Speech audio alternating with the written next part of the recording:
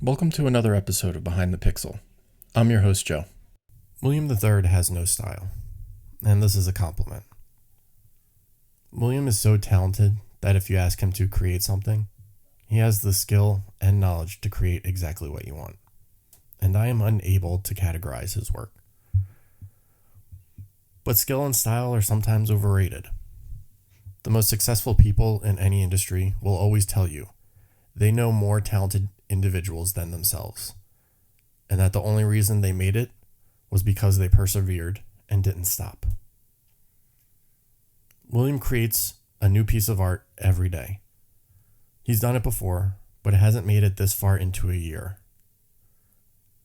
So even if you don't like one of his pieces, there will be something for you to like eventually, because there will be so much of it.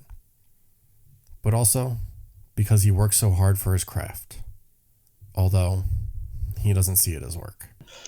It went well. So the feature on Maker's Place went pretty well. My sales went right back up once they did the Twitter and the Instagram promo. Now I'm getting sales, daily again. Oh, wow. So yeah, I didn't realize you were getting daily sales at that point. Oh man, I was killing it. In March was my highest month ever, going over like 10K. And then the next month I went to like zero. Like the bubble popped. And I was like, yeah, what's happening? And what did I do? Who'd I piss off? Yeah, who'd I piss off, right? And no, they just had changed their algorithm a little bit, I guess, on how you're shown on the website. So I had to get featured in order to show up at the top again. So It was awesome. Yeah, great experience. Yeah. Did they let you know? I know you're an ambassador for them. Do they ask you for an opinion for that, or do they just kind of No, I don't. I get no say, no nothing towards the company. I just help out on Discord. They help me out when I need help. Oh, It's really just like a mutual beneficial thing. It's not. No, okay. I'm not working for them. Oh, okay. Um, what about the other one? Remind me what the name of the site is, because it's brand new. Oh yeah, brand new Culture Shock Galleries. Culture Shock. They're still in beta for. I think they're going to be in beta for at least a while now. But that's going to be more on the true exclusive side. They're only allowing 100 artists in there. Yeah. How did you get hooked up with them? The CEO actually found me on Instagram with one of my posts, sent me a direct message, and was like, "Hey, you want to join?" I had to search them for a little bit because I get a lot of people saying they have the next biggest platform that's going to be it's going to be bigger than Beeple. Yeah, okay. I'm sure. But no, he's legit. His name is Fred Frenchy. He's friends with Mike Tyson, a lot of celebrities. He just hangs around in that crowd. So that's a good platform. They're just trying to catch up. Yeah. And who suggested the Dennis Rodman thing?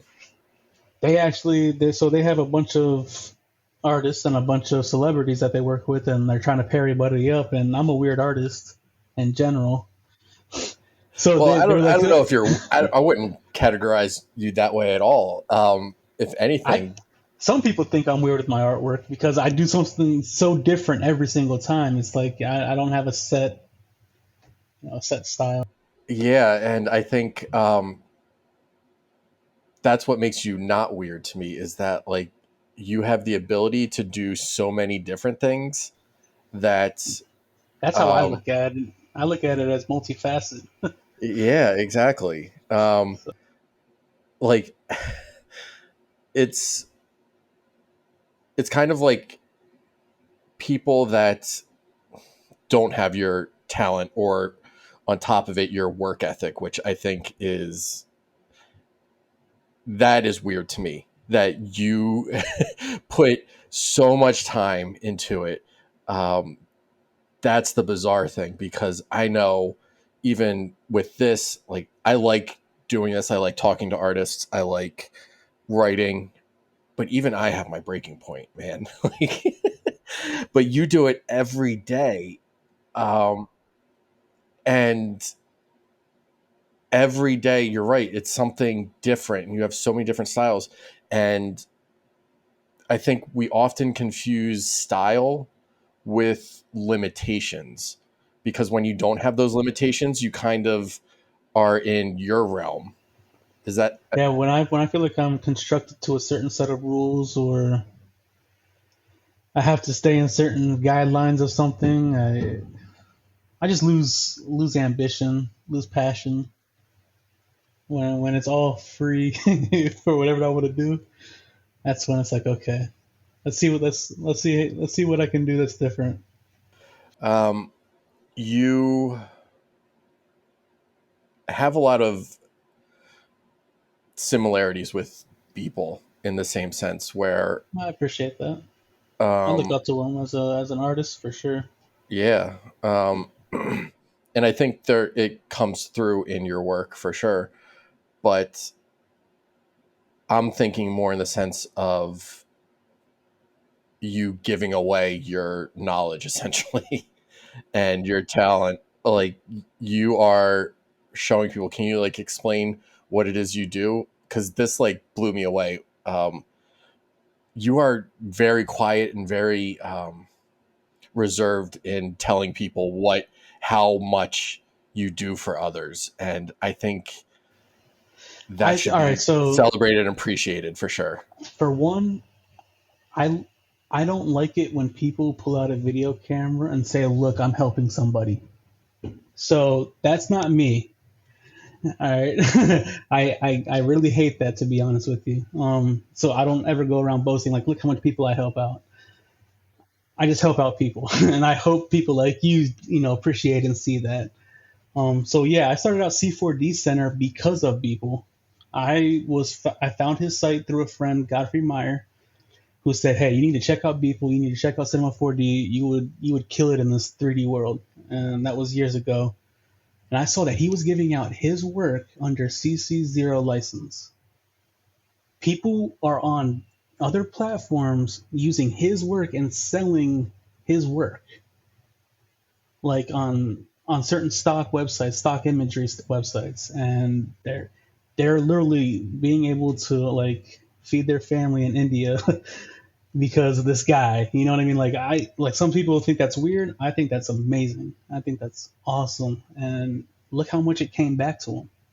Look how much energy came back to him after 13 years of giving out free work. And I just that drove me that drove me right into like the community. Like I want to help as much people as I can. I think, I hope it comes back to you in the same way. I I think it has. You I think it think it already is has? with my sales. Yeah, for sure. Because I'm making sales that other artists should be making. So I'm not that big. I'm not that known. I got 3,000 followers on Instagram, and I see other artists who have 200,000 followers on Instagram, and they're only selling their pieces for like $100, $200. And it's like, wow, man, my pieces sell for 500 to 2,000, 3,000. Like, why isn't your stuff selling for that much more? And it's really not based. I found out it's really not based on followers. It's not based on your clout. It's based on the artwork itself, if it has a connection with the collector or not. So you don't think it's the good the goodwill that you've been putting out there? I think it's all in all. It's the goodwill brings the good energy towards you, and when collectors find connection, I noticed my biggest sales were from collectors who were like, "This made me remind me of my ex-girlfriend," or "This made me, think of my family back at home." And it's like that's why they bought it, and they're like, "I'm never gonna sell this, so you're not gonna get royalties for it." But I love it, and I was like, I don't care, man. It's awesome that you love it. Yeah, but to go back to the original, like why I help people is because of the people thing. C4D Center. I help out on Maker's Place a lot. I handle the Discord. I do a lot of stuff for other just artists who hit me up in messaging on Facebook and stuff like that. And they ask for free advice. I'm more than happy to help, but other artists help me out. So it's It's all paying it forward, really. I think the goodwill is helping you more than you think it is, because I have bumped into people on Reddit and other Discord chats that are collecting NFTs, and I'm looking for artists to write about a lot. And someone was trying to sell me one of your pieces, and I was like, I know William, like, and they had nothing but nice things to say about you. So like, it's working. Like, I'm bumping into people That's awesome. that are buying your stuff, like who you are, like out there. Like, I think it's doing more than you think. That's crazy. I've seen a couple of flips where, man, they're making some good money on the secondary market. Yeah. Is that affected your thought process in minting / pricing at all? No, Seeing the secondary market? I love it when someone buys a piece from me for $500 and they can flip it for $1,000 to $2,000. I love that feeling. It's like you knew to spot something good that the masses would like, and you saw the investment, and you got it quick, and you made your money. That's awesome. You remind me a lot of my friends that I have here, especially with the stuff that you do. You just showed me the piece with Super Mario and Oh, buying, jumping and getting a Bitcoin piece. yeah. Is it safe to assume you grew up? I don't even know how old you are. I assume you're similar in age, because you are doing things with Nintendo, the original I'm a 90s. NES. Yeah, I grew up in the 90s. I was born in 87, but okay. So you're my Nintendo, brother's age. yeah. So my childhood was running outside, and the only time we actually stayed inside was when I was playing my Nintendo. That was it. Like that's the only thing that can keep me in the house was playing Nintendo. That was the reason Yeah. why we didn't want to go outside. That's so. So for most people, it's the opposite. It's they want to stay inside playing video games all day, and No, I was an outside kid a lot. Yeah. that's so weird. Because the common perception with, especially like digital artists and people in crypto space, is that they're, you know, nerds that just don't want to go outside, don't want to do anything and stuff. And you are the complete opposite. Yeah, I'm a hardcore nerd. That's for sure. And so I mean I grew up in a rough area, so I had to become extrovert to a sense. You know what I mean? So I had to be able to just go outside and do what I wanted to do and have fun with all the other kids. And it was actually a great experience. I'm happy I grew up in the years that I did because I was on the verge of technology where I can go inside. If I wanted to go online, I click my 56K modem, wait 30 minutes, go Yeah, back right. outside for a little bit, you know, and go back online. And then we would all go in the chat rooms and stuff like that. So it was a great balance. Great I balance. mean, it's obvious that Nintendo like played a role in shaping your art. But um, is it? I don't know how to phrase it. It's very. I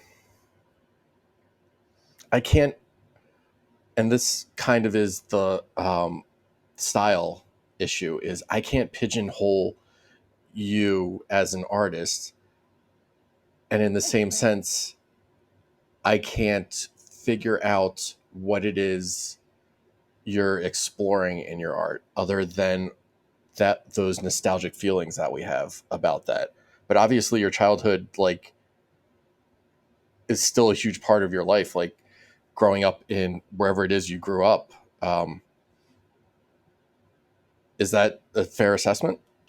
Yeah, for sure. So I explore tech. What I'm trying to do with my dailies is I'm trying to explore techniques and I'm trying to find a style that I can attach to and grow upon.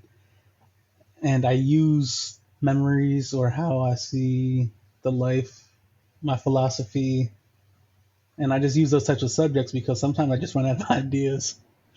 So I go back to my memories and be like, oh man, I remember Paperboy. You know, let's put an astronaut on the bike. You know what I mean? Like,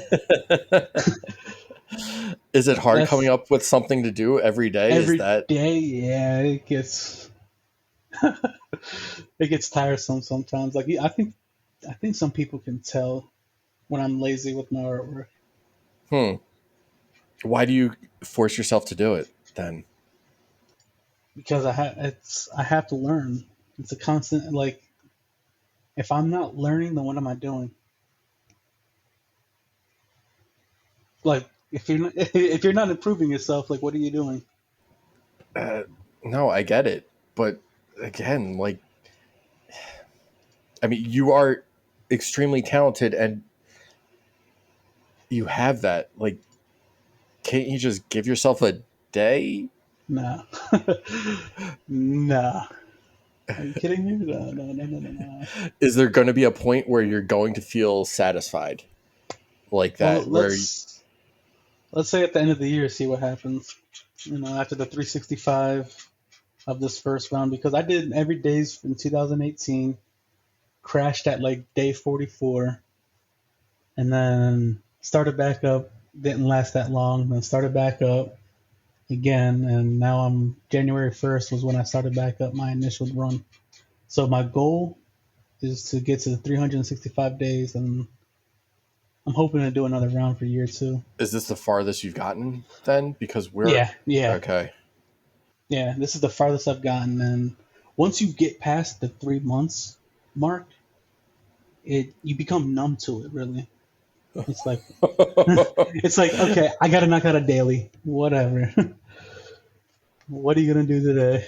Do you find yourself, I mean, you said that like sometimes you're lazy, which I guess is, If I have too much work, like client work, then yeah, I'll be lazy with my hmm. daily. Do you try to learn a different technique and try to push yourself to do Not every, something? not every day. I try to like right now I'm focusing on lighting. Trying to develop different lighting techniques. I'm trying to understand um, the principles that photographers use when setting up lighting. I'm trying to figure out how to set certain emotions with it, and then once I feel like I've developed that, I'm gonna work into something else. I'll work into like my compositions and style frames. I first started off as a texture artist, just learning how to make brick, wood, metal, stuff like that. We were talking, I mean, we've been talking for months, it seems like, and this is the first time Yeah, we've met finally. yeah. um, you were, was it the astronaut that we were talking about? Where you were explaining something, you made something, you were like, oh Oh, a yeah, I custom, created yeah, a a custom custom. redshift. Can you explain what that is? Yeah, so that piece was a custom redshift shader, which basically every one of my pieces would be gray.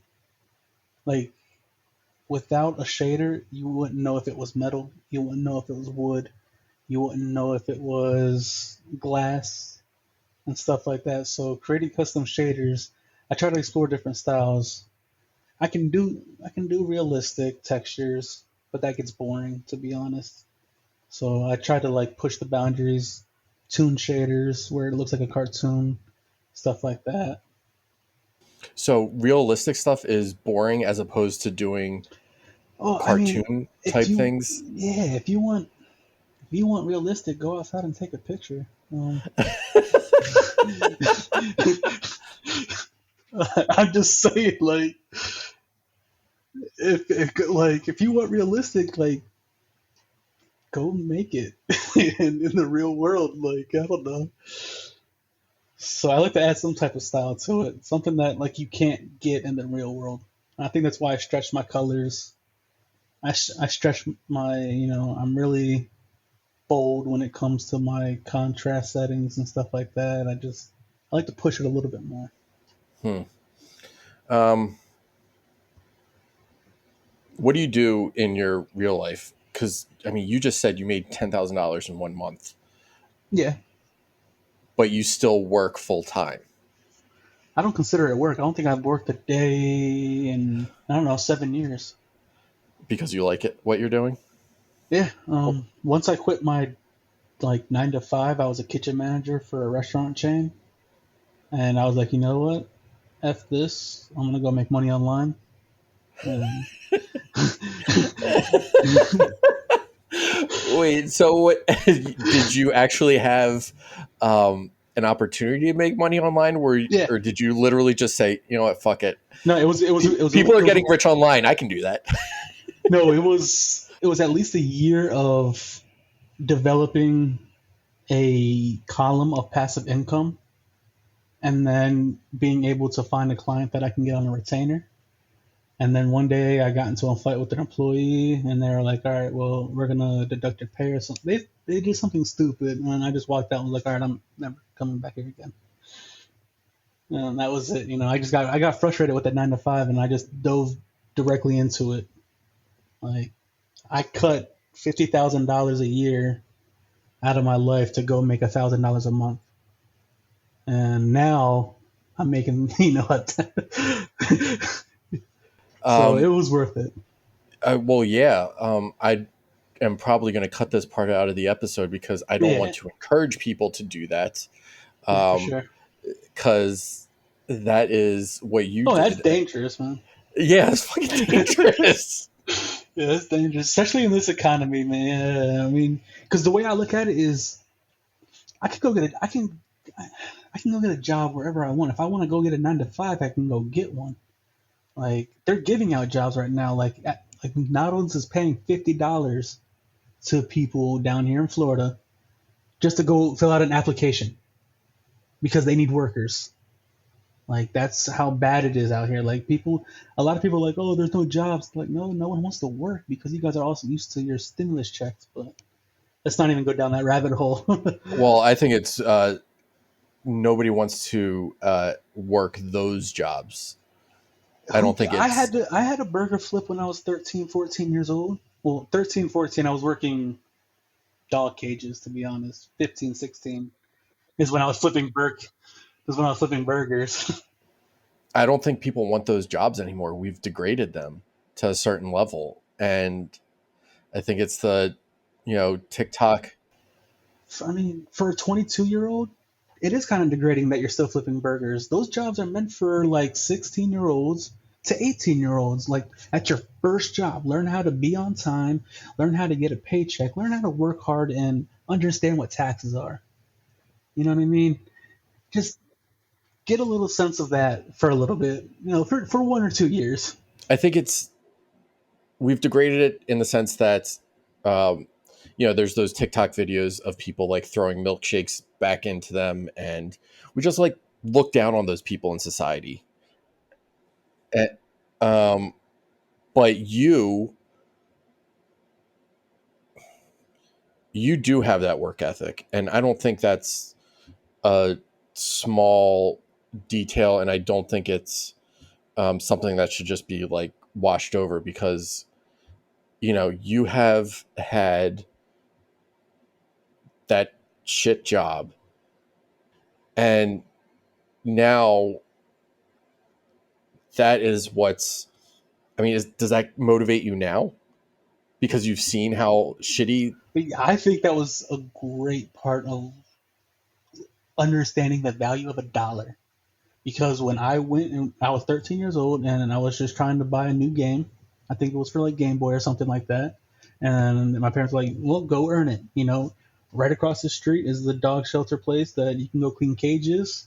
And let's see if they'll hire you. And over the weekend, they're like, all right, we can work you for 2 hours every day. And man, it was backbreaking work. And I got my paycheck and I was like, but I kept doing it because I wanted that video game. And I just did it, man. And that was Mega Man. I believe it was Mega Man, yeah. I had that for a Game Boy too. That was fun. Yeah. But that has now turned into you doing not backbreaking work, but like mind numbing almost to the point of insanity. level of commitment to your work, it's what you want to do. It's almost like we have to learn that, like, we go to work at some point to get a dollar, to get what we really want, but eventually we need to learn at some point that we can earn that doing a lot of different things. How do you want to spend your time, you For know? sure, for sure. And I think if people would just, instead of spending money every weekend going out, and they would save that $100 for a year, you know what I mean? And they just kept saving up, and they can buy that newer computer that can do certain projects, or they can buy the inventory to make those T-shirts or whatever they want to do. You know what I mean? Like, they can, instead of buying a $10 coffee, you go for the dollar coffee for a year or something like that. You know, there's ways to save. There's ways that you can make it work. I started out with $0 in my pocket. Yeah, now I'm learning a lot more, and now your work is starting to make sense to me, a lot more, um, because you have, like, it's expensive. What you do is expensive. Um, to buy a computer, to buy the programs that you need to do all this stuff, it is an expensive hobby, that I've dabbled in a few times. And then I'm like, well, I don't have the commitment that someone like you has. So I'm checking out. Like, I can't keep this up. It's ridiculous. Because and that comes down to passion. If you're not passionate about something, you'll find a reason not to do it. You know what I mean? You will never find an excuse to go after your passion. It's just, you're gonna jump over any hurdle that it doesn't matter. You're gonna go after it. I think it took me a while to realize that, like, this stuff is fun to me, and I appreciate all the work that people like you do, because I have a lot of friends that are graphic designers, and in the arts. Um, but I think my passion is appreciating it and not doing it. Um, No, and we artists need people like you that are genuinely, appreciative of the work that we do. Because without you guys, then what are we doing? You know what I mean? yeah. Something I liked, that people did. He was on Time Magazine a few months ago, and he actually showed his artboard from, I don't know what program he was in, but it looked like Adobe. And he used it to show people that uh, these pictures that he's making, and all the work that goes into it, like, they're not just like created out of thin air. Like, they take a 40-hour work week sometimes to Yeah, create. that time cover is a shot of C4 Cinema 4D. C4. That's the same software I use. We use the same software and the same workflow, except he uses Octane. I use Redshift as our render engine. And I'll tell you what, like, people don't understand, like, the process of kit bashing. Like, that's the style it's called. Like, it takes a lot of work, man. Like, Can you explain setting kit up bashing? light. Yeah, so yeah, kit bashing is you're grabbing assets that are already done, so like models that are already created, textures that are already created, and you basically just grab different models, and you're grabbing different assets from different libraries, and you're just throwing it into a scene, and you're making something out of it. Instead of going in there and modeling out the building yourself, polygon by polygon, or creating the texture yourself inside Substance Designer, which is something that I do, but not all artists do. I know he creates a lot of his textures and Octane himself. He does a lot of personal touches that people just don't understand. It takes a lot of time. Like, for him to knock that out in 3 hours, 2 hours, in one day, like, he blows my mind every single time. Um, yeah, and part of it's because, like, all of these pictures are readily available online. We can swipe left, swipe right, up, down, all over, and see a billion of them. And that's kind of why uh, I like this podcast and like that Time magazine, because people need to know that, and people need to know that you guys are spending as much time as you do, and it's not free. Like when you charge, No, when you it's not charge, free at all. when you charge $500 to $2,000 for a digital image, and people are Oh, like, I got it. Back expenses, man. Like yeah, my computer is thousands and thousands of dollars. The software I pay for is thousands and thousands of dollars every year. I have to pay for software, and then the models I have to purchase, and then I have to reset up for my workflow, and then and then I have to pay for minting to mint the piece, pay gas fees just to get it up and published. It's all said and done. I probably walk away with 50%. have you thought about minting on other chains with I less gas fees, or are you like, you I'm seem, kind of die hard in Maker's Place, yeah, man. you seem to be, because I have looked for you on other platforms. You are nowhere. That's it. I have one piece that is on Foundation, and I have one piece that is on Culture Shock. And I don't know, man. Maker's Place is just the community is much different at Maker's Place. It's just we all try to help each other.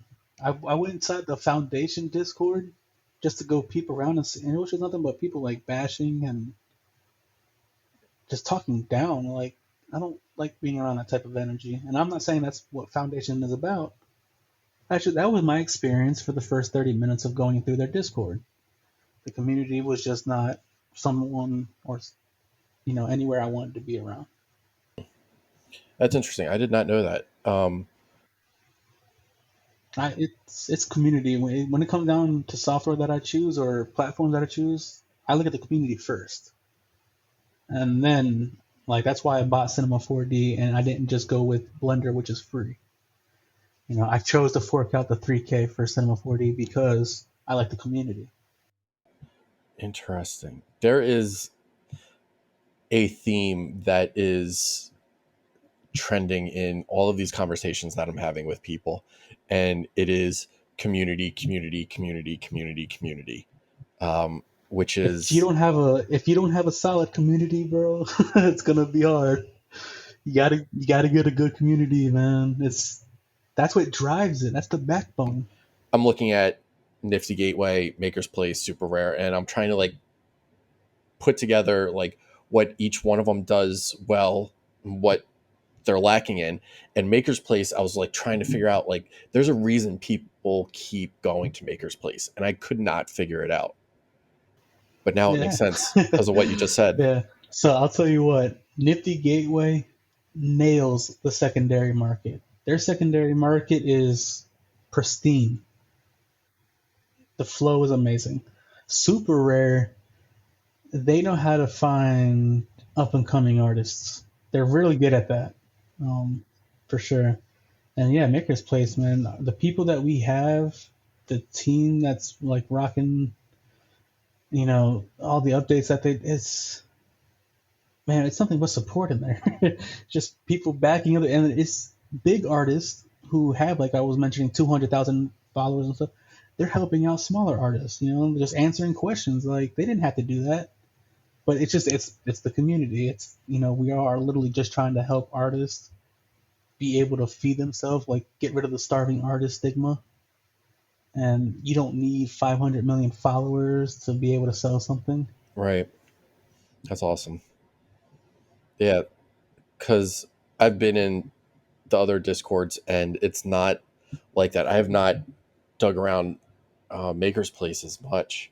But I've been in Nifty Gateway because, like you said, the secondary market is up until a month or two ago, it was you could make money nonstop usually.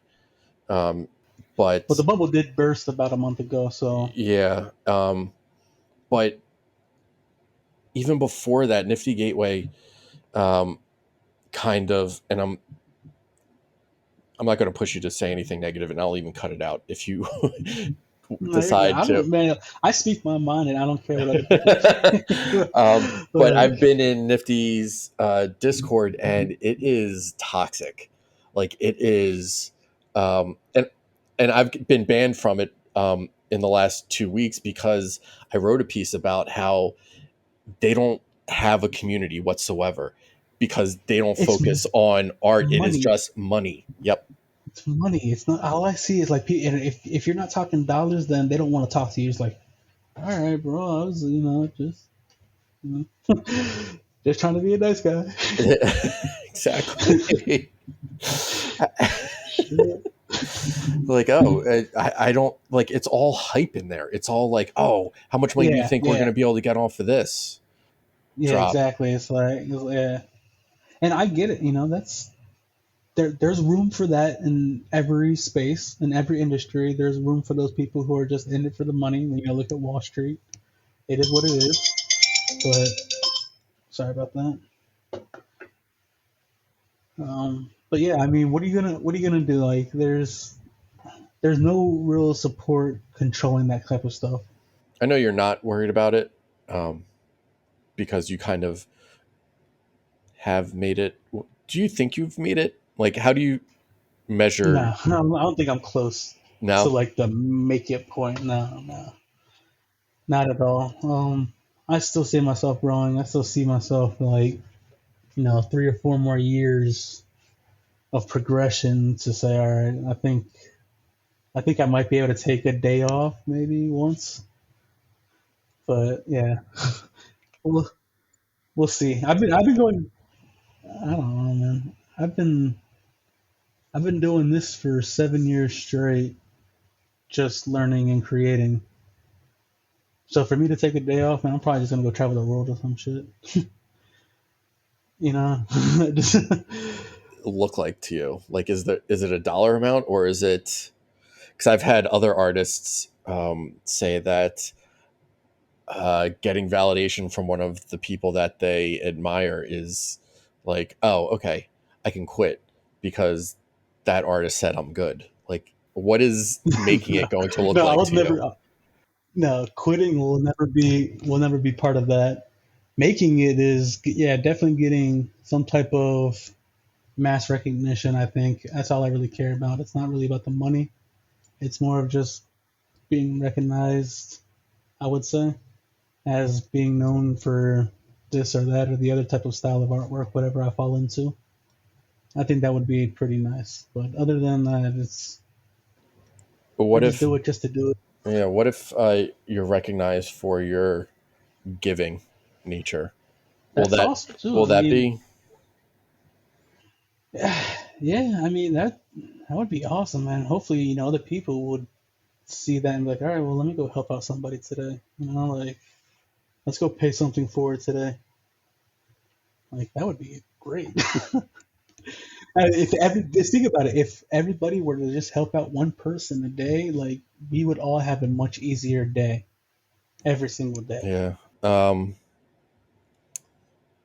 Because like I've thought about this, and because like you said, you've only got 2,000 followers, but like your talent's undeniable. Um, I only started posting this what year. it, I think that's why, but that's possibly it. I'm guessing. I haven't seen I haven't seen the last like 2 years of like struggling and Yeah, like yeah, definitely a lot of that. was there, yeah, so there was is it, have you thought about like just, I mean, I guess like to coax you into teaching, it would have to be a high dollar amount because you're making so much money still selling stuff.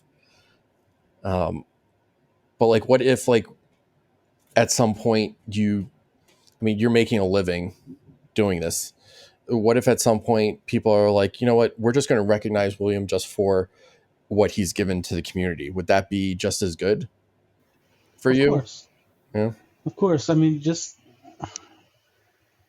either being recognized for my art or recognized for just me giving out the assets that I give out for free and just the help that I give out, I think would be very, very gratifying.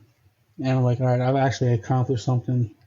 You know what I mean? Like I can, then that's when I'll, take the day off and I might, go see the world.